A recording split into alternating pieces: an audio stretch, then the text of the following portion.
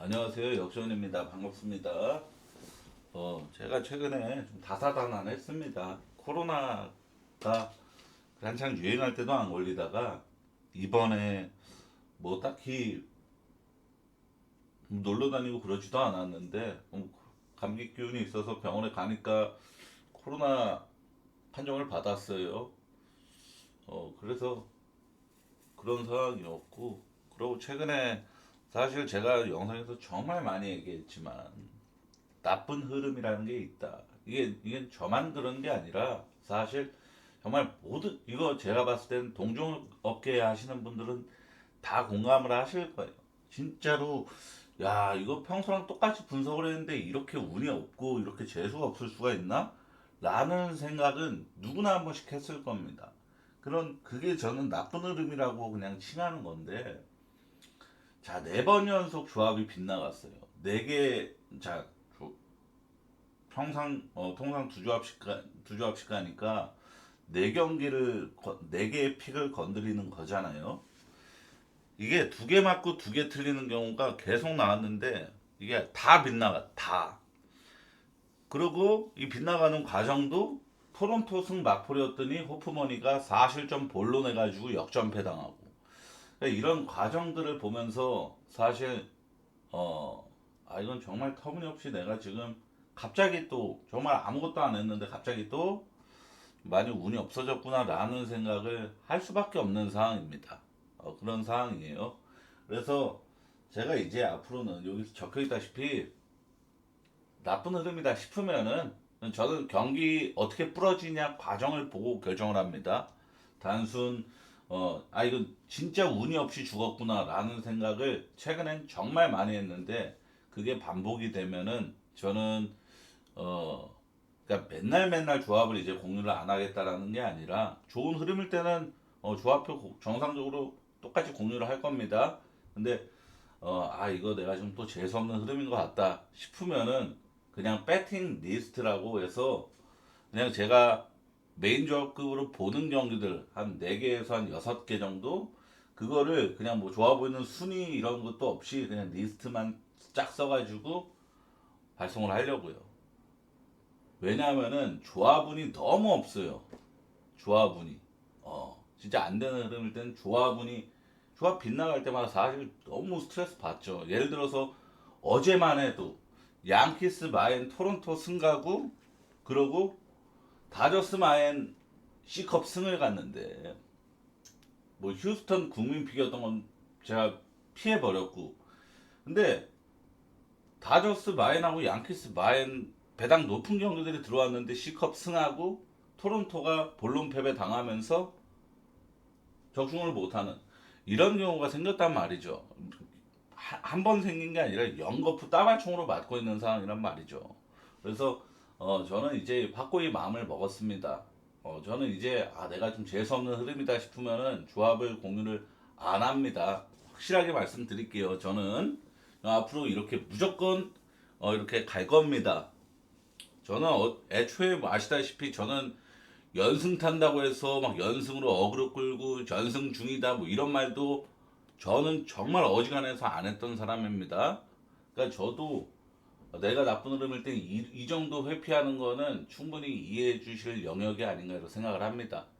자, 유로 바스켓 경기인데 어제 사실 시작은 되게 좋았죠. 리투아니아 마이너 언더를 예측해서 다 맞았고 그리고 체코 경기는 애초에 분석은 진행을 했지만 모르는 팀들이라서 접근을 안 했던 경기였고 그러고 나서 이제 독일 마이네 오바도 다 맞췄고 그래서 야 역시 농구는 그래도 다르구나 했는데 라트비아 경기가 오바로 갔거든요 저는. 근데 이게 4.5 차이로 언더가 났죠. 4.5점 차이로. 이게 라트비아가 사실 너무 못했어요. 정말 못했습니다. 경기를 본 입장에서. 그리고 스웨덴 경기는 스웨덴이 팀야투 60%를 넘겼어요. 3점 50% 들어가고. 그러니까 전형적으로 농구에서 재수없게 죽는 시나리오가 제가 누누이 말씀드리지만 언더독 팀이 야투가 터지는 거다.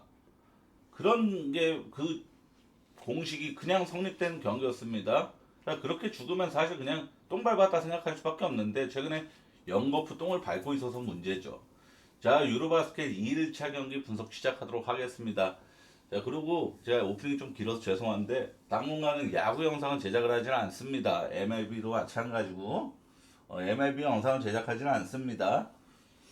MLB는 사실 제가 지금 자신감이 너무 떨어져 있는 상황이 됐어요. 억가를 최근에 정말 많이 당하면서 그러면서 아 이거 진짜 모르겠. 그러면서 최근에 아시겠지만 저는 원래 조합표 자체를 언어바 위주로 가는 사람인데 언어바로 안 가고 최근에 계속 정배로만 가잖아.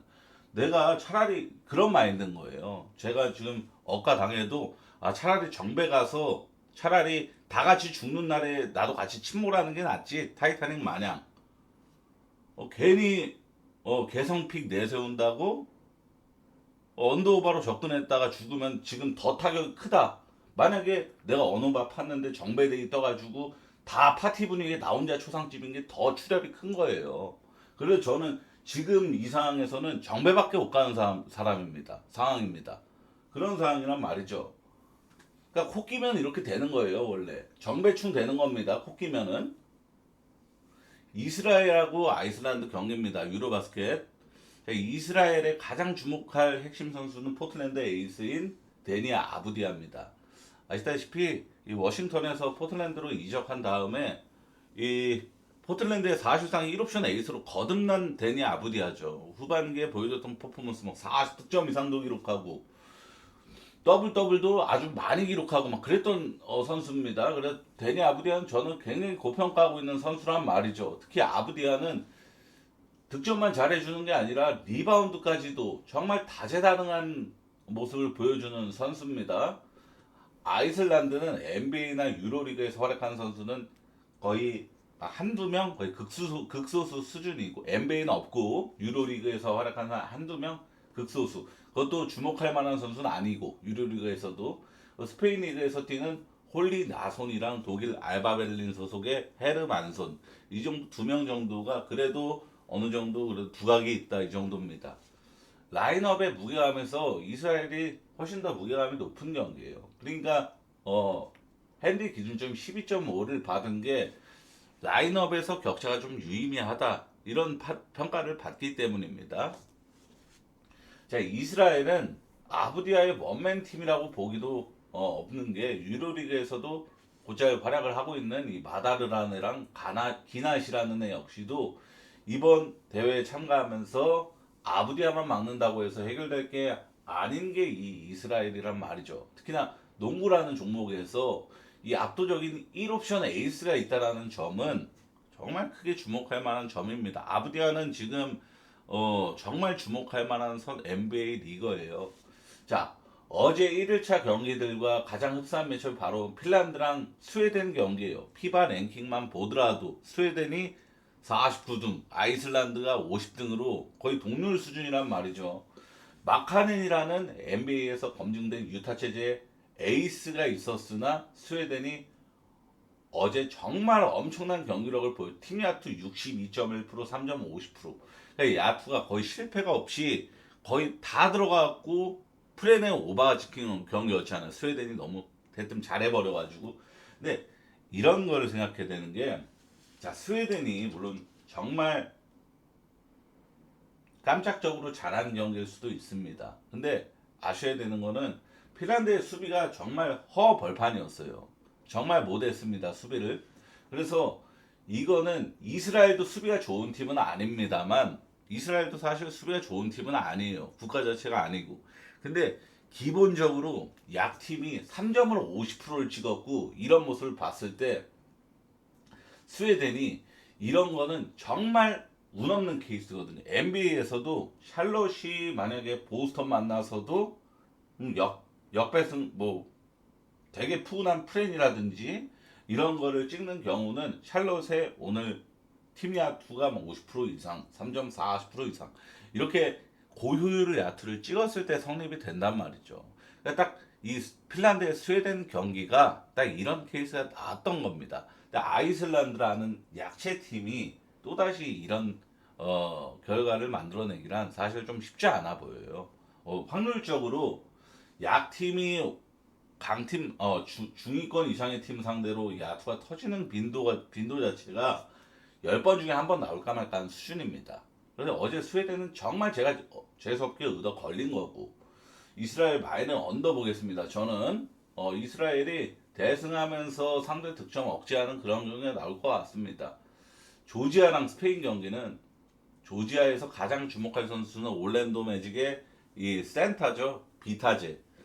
올랜도에서 전반기까지는 주전 센터로 뛰다가 후반기에서 식스맨으로 밀려난 그런 케이스인데, 그리고 유로리그에서 활약하는 이 생겔리아, 그리고 스페인 리그에서 뛰는 셔마디니, 이 세 명이 모두 빅맨입니다. 그러니까 프론트 코트진은 아주 강력하다는 평가를 좀 받아요. 조지아는.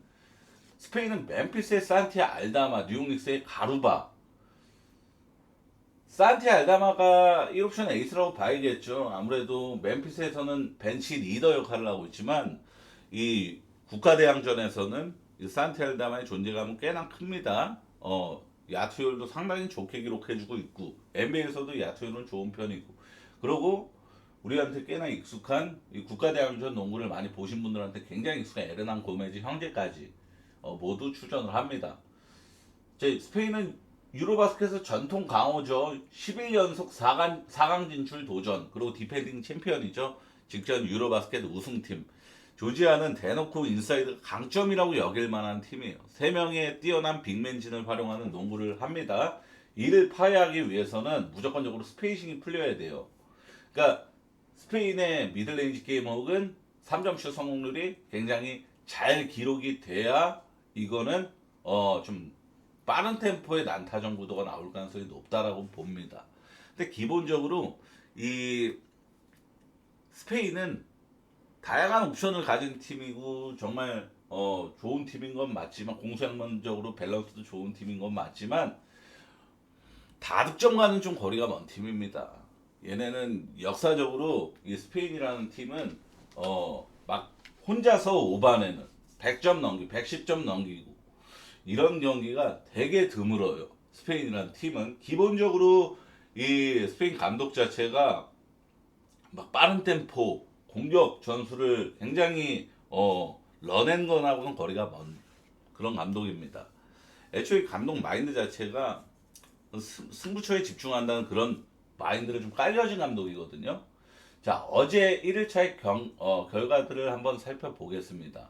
자, 어제 바이엔을 찍은 팀들은 대체로 이 독일은 그냥 완전히 그냥 압도적인 공격력으로 상대를 대승과 마이너 오버로 찍어 누른 느낌이었다면은 나머지 뭐 리투아니아 마인이나 세르비아 마인이나 이런 경기들은 상대를 무력화시키면서 찍은 마인이었단 말이죠.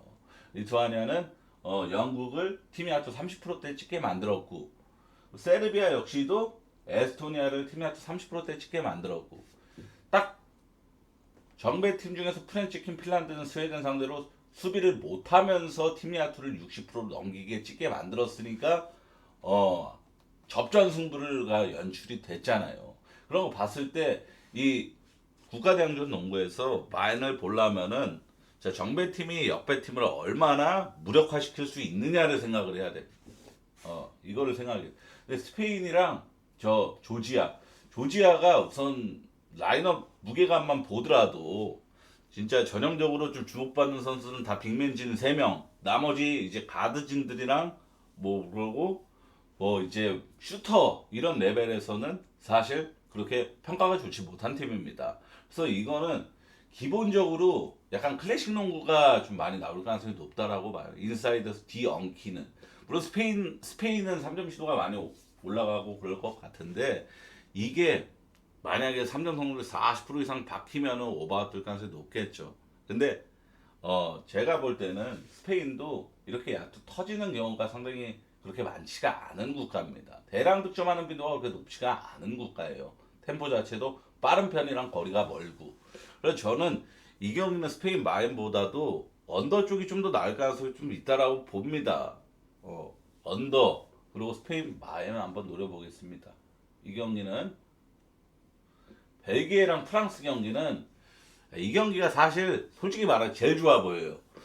왜냐하면은 자, 근데 제가 지금 재수없는 흐름을 아주 명확하게 타고 있기 때문에 지금도 제가 핸드폰 보면서 봤는데 시컵이 경기 터졌네요. 그러면 오늘 MLB도 좋은 성적을 못 낸 겁니다. 시컵 승이 막폭이었는데 지금 샌프란시스코한테 또 3실점 비기닝 당하면서 터졌네요. 경기가. 안타까운데 자, 벨기에랑 프랑스 경기는 벨기에는 대부분 선수들이 자국 리그나 이 유럽 중소리그에서 활약하는 선수들이 대부분입니다. 막 정말 핵심 선수는 없다라는 뜻이고, 프랑스가 굉장히 이제 NBA 리그 가장 많은 국가 중 한 명이라고 이제 여겨도 이상할 게 없는데, 워싱턴의 알렉스 하르 막 초특급 네임들을 가지는 선수는 없지만 A급, B급들이 상당히 많이 포진되어 있는 프랑스란 말이죠. 알렉스 하르, 그리고 워싱턴의 쿨리발리 다 이거 드래프트 상위 픽으로 뽑혀가지고 열심히 경험치 전 시즌에 열심히 경험치 먹던 선수. 애틀란타의 리사제, 그리고 전 시즌 필라에서 뛰다가 이번에 뉴욕으로 간 야부셀레까지 다 젊고 유망한 선수들이 다 이게 주요 핵심 국가대표로 뛴단 말이죠. 실제로 이 유로 바스켓 이런 어떤 대회든 대회가 열리기 전에 친선전, 국가들끼리 친선전을 많이 펼치거든요. 근데 프랑스가 8월 달에 펼친 친선 경기에서 야니스 아테토쿤보가 출전한 그리스를 그냥 일방적으로 찢었습니다. 20점 차로. 그냥 일방적으로.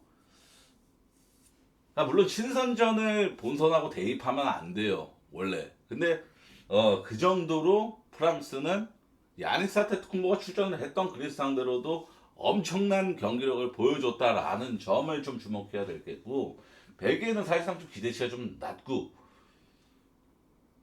그리고 프랑스는 이 친선 경기 포함해서 이 국가대항전 9연승을 달리고 있고, 언더독 상대로는 대승빈도 또한 매우 높았고, 그러고 유로리그 유로바스켓 규정 자체가 다승, 당연히 다승이 조별 순위 1등을 결정짓는 최우선 순위죠. 그리고 승자승이 2순위입니다. 근데 승자승도 경우의 수가 많이 나오기 때문에 3순위까지 많이 가요. 득실 마진.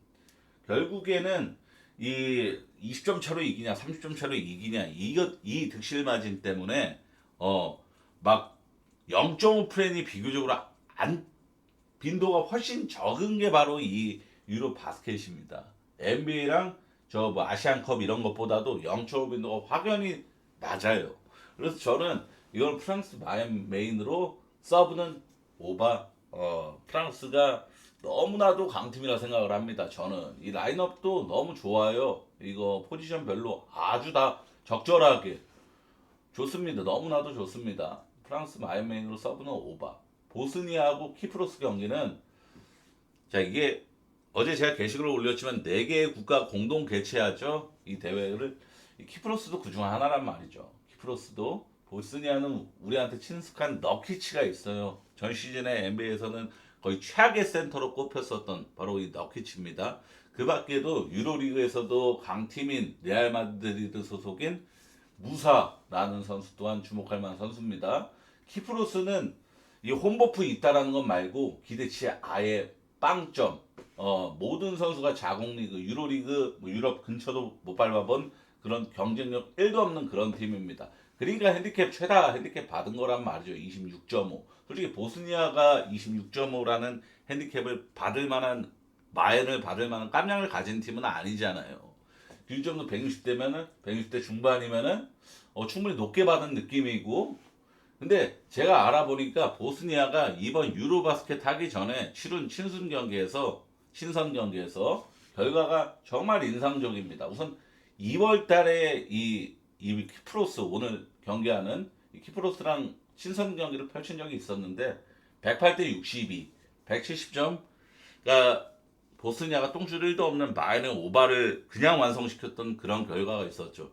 그러고 나서 이제 이 예열 친선 경기, 8월 달에 이 친선 경기 펼쳤던 몬테네그로랑 192점 졌지만 해고바가 났고, 그리고 영국과의 경기에서도 176점 대승과 동시에 해고바가 났단 말이죠.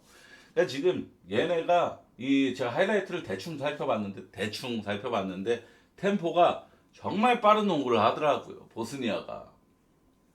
근데 이 템포가 빠른 팀들 템포가 느려지는 경우는 굉장히 정해져 있습니다. 사실상 의문의 접전이 나왔을 때 아니면은 야투를 굉장히 컨디션 난조를 명확하게 보일 때 이런 경우 두 가지 경우가 있는데 자, 첫 번째로 이 접전 구도가 뜬금 접전 구도가 나올 때 이 경기가 다시 한 번 말씀드리면 최다 핸디캡 26.5를 받은 경우 오늘 경기 중에서 26.5 최다 핸디캡을 받은 경우 접전으로 안 갈 가능성이 제일 높은 경기라는 겁니다.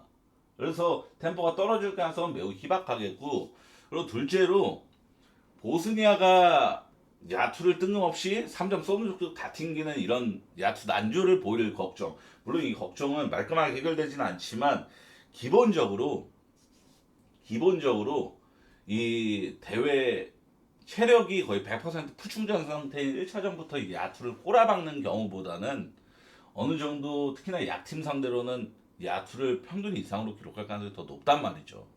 그래서 저는 이 경기는 사실 마인도 나쁘진 않아 보이는데 마인을 보기에는 이 키프로스의 어찌됐건 개최 국가라서 홈 버프 그리고 심판 콜에 일방적인 홈콜 이런 것까지 좀 걱정이 돼서 저는 오바 쪽으로만 접근을 하겠습니다. 보스니아가 정말 열심히 잘 달리는 팀이라는 걸 인지를 했고 그리고 결국에는 균점 164.5이기 때문에 키프로스가 60점 이상만 책임져 주면은 오바 뜰 가능성이 충분히 더 높다라고 봤어요. 근데 어찌됐건 얘네도 홈 개최국인데 60점도 못 넣는 그런 진짜 뭐 인도네시아 같은 그런 경기 나오면은 나오지는 않을 거라고 좀 보는 거죠. 자, 슬로베니아랑 폴란드 경기입니다. 슬로베니아는 루카 돈치치가 있는 팀입니다. 그냥 돈치치가 모든 걸 도맡는 팀이라고 봐도 과언이 아닙니다. 폴란드 역시도 공동 개최국으로 홈버프를 받습니다. NBA 리거는 없지만 유로 리그에서 활약하는 선수는 몇몇 존재합니다. 슬로베니아는 고질병이 되게 크게 존재하는 팀이에요. 바로 수비가 전혀 되지 않는 팀이라는 것. 이게 매우 주목할 만한 점인데 그러니까 돈치치 자체도 수비로서는 고평가를 받는 선수가 절대 아니잖아요. 돈치치가 이 NBA에서 뛰는 것보다 국가대항전에서 득점, 리바운드, 어시스트까지 거의 모든 거를 다 돈치치의 손에서 이끌려서 하는 그런 농구를 하기 때문에 돈치치의 수비력은 더 감퇴가 됩니다. 더 수비할 때 에너지 레벨도 안 나오고 적극성도 떨어져요. 그러니까 슬로베니아는 정말 실점이 많은 편, 국가대항전에서. 그거를 확실히, 이거는, 몇 년 전에 있었던 농구 월드컵에서도 고스란히 보여줬던 거고. 그러니까 슬로베니아라는 팀이 원래 실점 굉장히 수비 안 되는 팀이에요. 전형적으로. 자,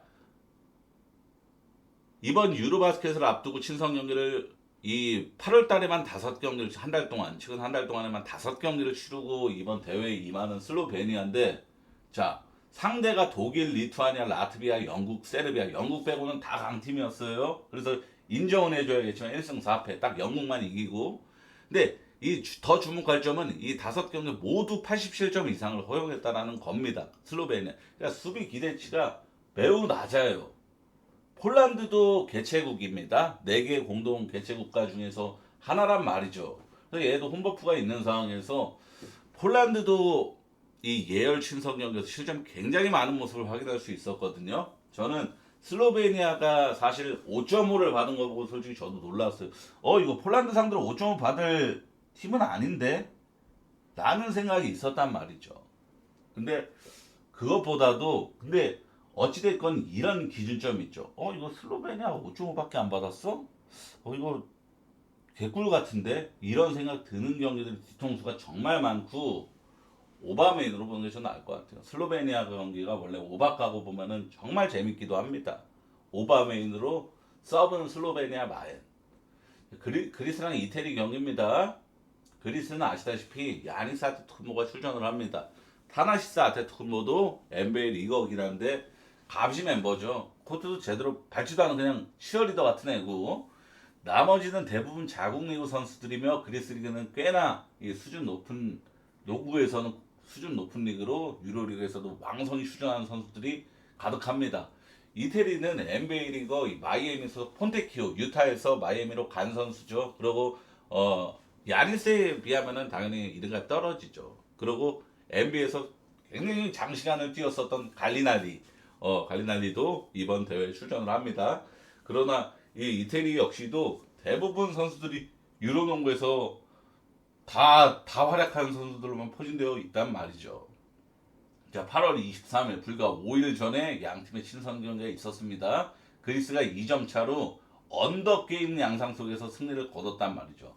다만 이탈리아는 폰테키오가 출전을 했고 그리스는 야니스가 출전을 안 했던 경기였습니다.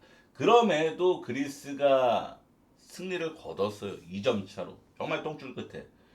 이 경기 결과는 76대 74, 꼴랑 150점밖에 안 나는 경기였는데 야니스가 출전을 이번에 무조건 하잖아요. 본선 경기니까 출전을 하잖아요. 그럼 경기 양상이 완전히 탈바꿈될 가능성이 높단 말이죠.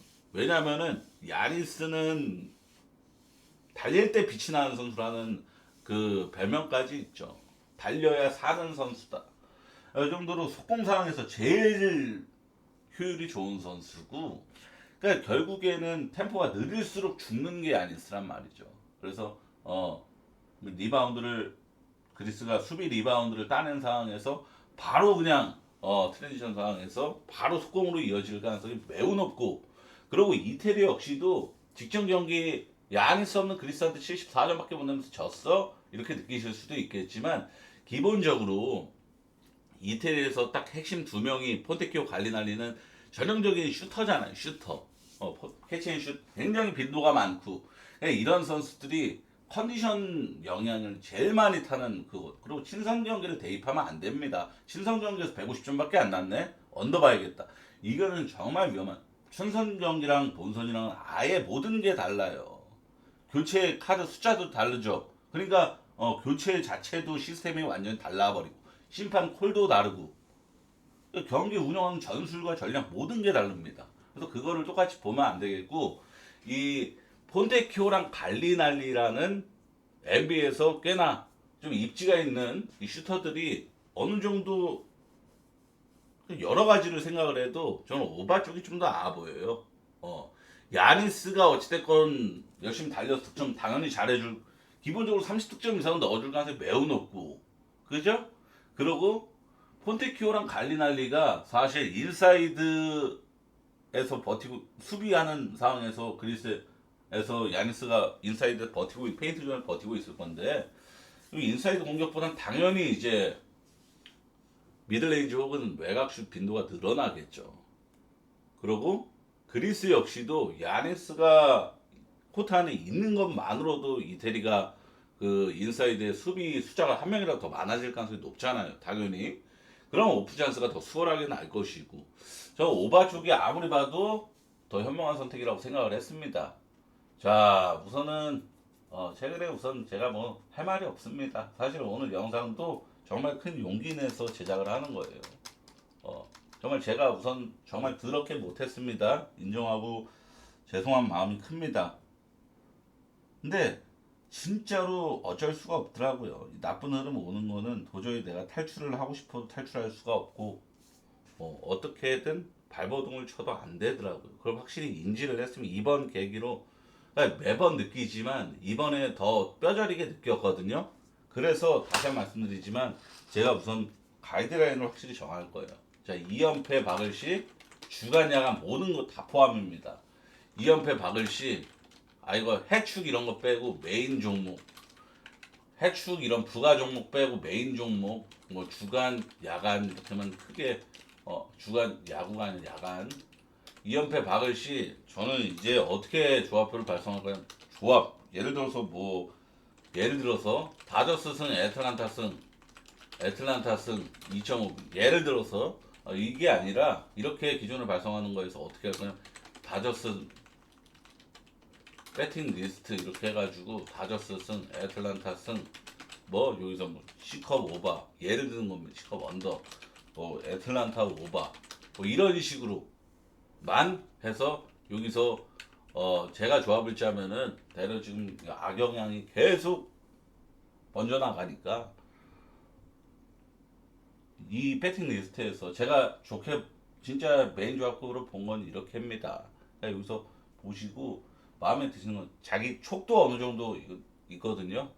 촉도 좀 어느 정도 가미해서 한번 조합을 잘 짜서 한번 좋은 결과 있으시길 바랍니다. 여기서 만약에 3개 이상 틀린다? 그럼 무조건 어떻게 조합을 짜서 뒤진 거잖아요. 그죠? 그러면 제가 무조건 100번 못한 거고, 만약 여기서 3개 이상 맞췄다. 3개 이상 들어왔다. 다섯 승만 틀리고 3개 들어왔다. 그러면은 어떻게 가도 적중이잖아요. 그런 것도 있겠고. 아무튼 이 조합을 짤 때, 재수가 너무 없다라는 그거를 정말 수백 번 느껴서 저는 이 규정을 제 채널만에 있는 규정을 저는 확고히 유지할 겁니다. 이제는 이렇게 2연패 박을시입니다. 2연패 박을시. 자, 세미 시청해 정말 감사합니다. 감사합니다. 또 올지 모르겠네요.